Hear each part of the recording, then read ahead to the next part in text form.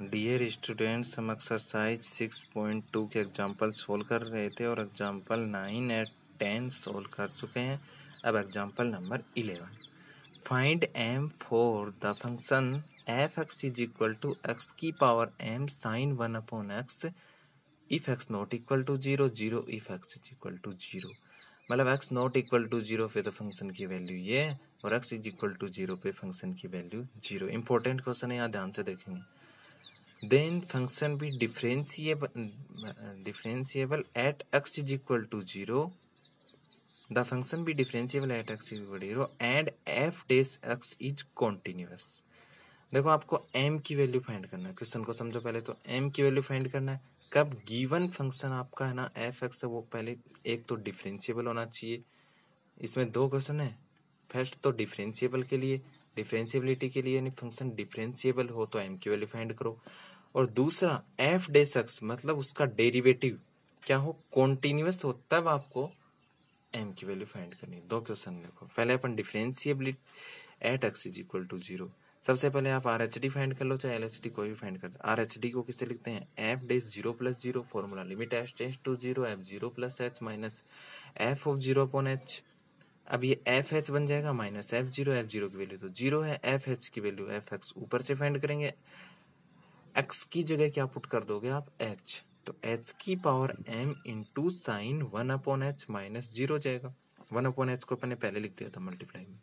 अब देखो h ये तो 0 हो गया, h ऊपर मल्टीप्लाई हो h की power m minus 1 sign 1/h, ये क्या हो जाएगा 0 की power m minus 1। Oscillation between -1 to +1 के बीच में कोई भी फाइनाइट वैल्यू फाइंड होगी, पर अपन उसको वैल्यू का कोई पता नहीं है। -1 से +1 के बीच में आप बता नहीं सकते कि साइन इनफाइनाइट की वैल्यू कौन सी आएगी, लेकिन इतना जरूर है कि वो -1 से +1 के बीच फाइंड होगी। अब ये फाइंड कर लिया अपन, अब आगे तो कुछ सोल्व कर नहीं सकते। यहाँ पे एफ डेस 0 - 0 पर limit h tends to 0 f 0 - h minus का एफ 0 नेगेटिव एच, डेफिनेशन लगा दी। अब ये एफ माइनस एच की वैल्यू, नेगेटिव एच को तो पहले लिख दिया मैंने, एफ माइनस एच वो यहाँ से फाइंड करो, जहाँ एक्स की जगह क्या पुट कर दोगे आप, नेगेटिव एच, तो नेगेटिव एच की power m sine minus 1/h हो जाएगा। यहाँ से देखो, अब वैल्यू पुट कर दो इसके अंदर। अब देखो, अब जो मतलब नेगेटिव आ रहे हैं,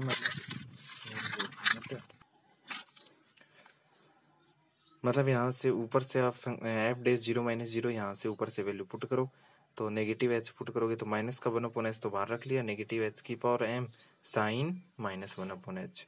अब देखो यहाँ से माइनस है, ये तो माइनस का h है।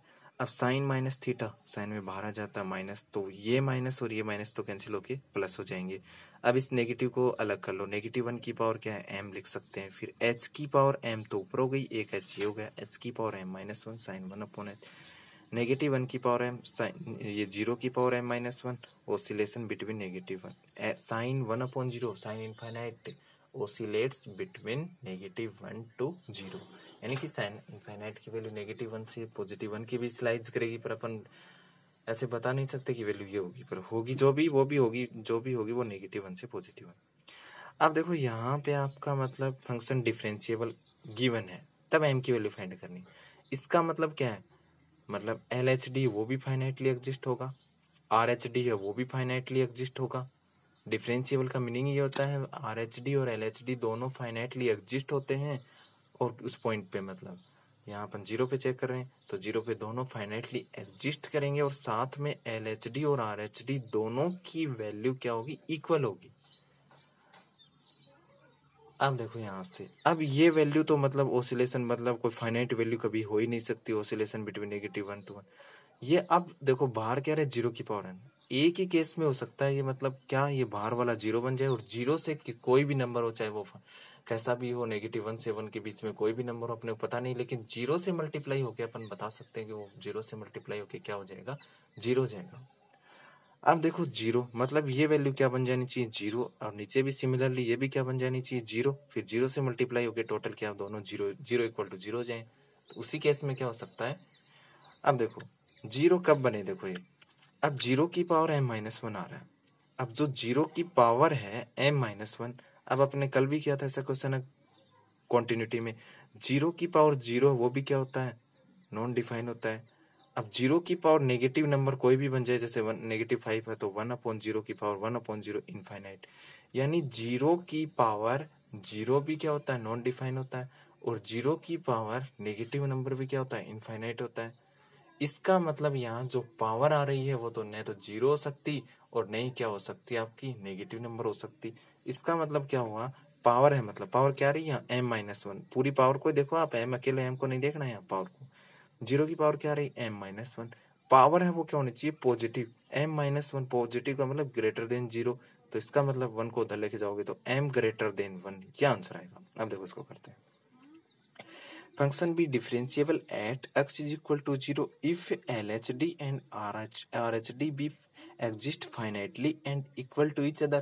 दोनों finitely exist करने चाहिए और equal to each other होने चाहिए। It is possible only one case if value of LHD और RHD be equal to 0। एक ही केस है यहाँ पे, आप LHD और RHD कौन से केस में इक्वल हो सकते हैं, दोनों की वैल्यू क्या हो जाए, जीरो हो जाए। फॉर दिस, जीरो होने के लिए पावर ऑफ जीरो, मतलब पावर ऑफ जीरो वो दे रखा है पीछे में, that is zero, power of zero क्या है, m-1 नोट बिकम जीरो और पॉजिटिव। जो पावर m-1 है वो जीरो और नेगेटिव नहीं हो सकता, यानी n-1 become only positive, that is m-1 greater than zero, implies m is greater than 1। m is greater than क्या आएगा, 1 आएगा। अब देखो सेकेंड, अब सेकंड क्या था, आपको जो फंक्शन है मतलब वो क्या होना चाहिए, वो दूसरे केस में क्या पूछ रहा है आपको, f dash x is continuous, मतलब एफ डेस एक्स वो क्या है, कॉन्टिन्यूस। एफ डेस एक्स का मतलब क्या है, जो फंक्शन था एफ एक्स, अब क्या फाइंड करोगे आप, एफ डेस एक्स को कॉन्टिन्यूस बताना है, तो continuity of f dash x at x equal to 0। F dash x find करो, पहले इसका डिफरेंशिएशन फाइंड कर लें। देखो ऊपर से एक्स की पावर m साइन 1/x था, तो यहाँ पीछे से देखना, तो मैं यहाँ से लिख देता हूँ, आपका एफ एक्स क्या था, एक्स की पावर m साइन 1/x। अब देखो इसका डिफरेंशिएबल करना है, तो u इंटू वी से करेंगे, पहले किसी का भी कर लो, एक का कर लो। एक्स की पावर m का करेंगे तो m इंटू एक्स की पावर m-1 हो जाएगा फॉर्मूले से, sine 1/x as it is, plus X की power m as it is, और साइन 1/x का साइन का क्या होता है, कोस 1/x, फिर अंदर वाले फंक्शन यानी एंगल 1/x का करोगे तो नेगेटिव 1/x स्क्वायर साथ में आ जाएगा। If x is not equal to 0 function की डेफिनेशन से, और जीरो का differentiation 0 if x is equal to 0। अब यहाँ से थोड़ा सोल्व करोगे, एफ डेस एक्स इसका डिफरेंशिएशन हो गया, तो एम एक्स की पावर m-1, ये तो ऐसा कैसा जाएगा, ये एक्स स्क्वायर माइनस बाहर हो गया, माइनस हो गया, एक्स की पावर m तो ऊपर थी और ये 2 नीचे से आएगी तो ऊपर जाके नेगेटिव हो जाएगी, m-2 कोस 1/x साथ में आ जाएगा, x नॉट इक्वल टू 0 और 0 if x is equal to 0। अब देखो यहाँ से at x is equal to 0 पे एफ डेस 0 0 है, यहाँ पे देख लिया आपने। अब आपको क्या फाइंड करना है, मतलब x इज इक्वल टू 0 पे एफ डेस एक्स वो कॉन्टिन्यूस है। अब कॉन्टिन्यूटी की डेफिनेशन लगाएंगे, एफ डेस एक्स मतलब फंक्शन क्या हो गया, अब ये एफ डेस एक्स हो गया यहाँ पे। अब कॉन्टिन्यूटी की डेफिनेशन लगाएंगे तो मतलब एफ डेस एक्स की आपको जीरो पे चेक करें तो जीरो पे एफ डेस एक्स की वैल्यू फाइंड करेंगे, मतलब एफ डेस 0 फाइंड करेंगे यहाँ, फिर एफ डेस की लिमिट फाइंड करोगे 0 + 0, RHL फाइंड करोगे एफ डेस 0 - 0, ये होता है कॉन्टिन्यूटी की मतलब एफ डेस ये फंक्शन ही है ओनली, एफ डेस का मतलब ये लिमिट से है, यहाँ एफ डेस की लिमिट फाइंड कर रहे हैं अपन, यहाँ से आप डेरिवेटिव उसकी लिमिट फाइंड कर रहे हैं, तो at X is equal to 0 F dash 0 हो गया, एफ डेस 0 + 0 मतलब RHL फाइंड कर रहे हैं, limit h tends to 0, f 0 + h हो गया, ये फंक्शन ही है। एफ डेस तो आपका क्या है, एफ डेस को चेक कर रहे हैं यहाँ से, वो डेस तो वहां से आ रहा है, बस वही फॉर्मूला है यहाँ से, एफ 0 + h, तो एफ डेस तो ऑलरेडी है ये, इसलिए 0 + h। अब फंक्शन में एच की एक्स की जगह एच पुट करोगे तो m इंटू एच की power m-1 sine 1/h, h की पावर m-2 कोस 1/h। अब देखो m इंटू 0 रखते 0 की पावर m-1, अब ये साइन 1/0 वही ऑसिलेशन बिटवीन -1 to 1, अब h की पावर 0 की power m-2 oscillation between -1 to 1। अब देखो यहाँ से, अब वही सेम सिमिलरली अपने 2-3 क्वेश्चन कर चुके हैं ऐसे, इसमें क्या होगा मतलब, अब मतलब इसकी वैल्यू ये कॉन्टिन्यूस है तो एफ डेस 0 और एफ दोनों लिमिट मतलब फंक्शन की 0, फंक्शन क्या आपका एफ डेस एक्स है तो 0 पे फंक्शन की वैल्यू एफ डेस 0।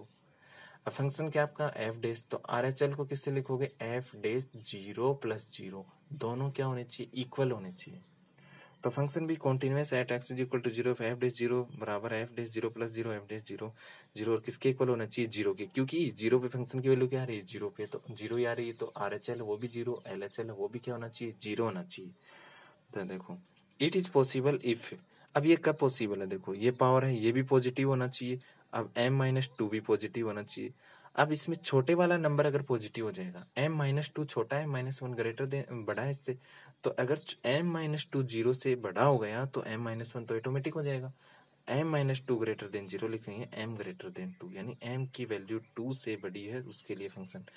यहाँ देखो आप थोड़ा सा ध्यान रखना, ये ध्यान रखोगे आप एफ डेस आपका उस एफ डेस एक्स को कॉन्टिन्यूस, अगर एफ एक्स को अपन कॉन्टिन्यूस चेक करते हैं तो F zero plus zero, F zero plus zero minus zero से लिखते हैं। अब एफ डेस एक्स को मतलब उसके डेरिवेटिव को अपन की कॉन्टिन्यूटी चेक कर रहे हैं, तो आप ऐसे इसका मतलब ये नहीं समझना ये डेस क्यों लगाया अपन ने, तो एफ डेस को चेक कर रहे हैं इसलिए एफ डेस जीरो प्लस जीरो फाइंड किया, दो ही फाइंड कर लो वैसे यहाँ से, तो एम ग्रेटर देन क्या आ जाएगा, 2 आ जाएगा।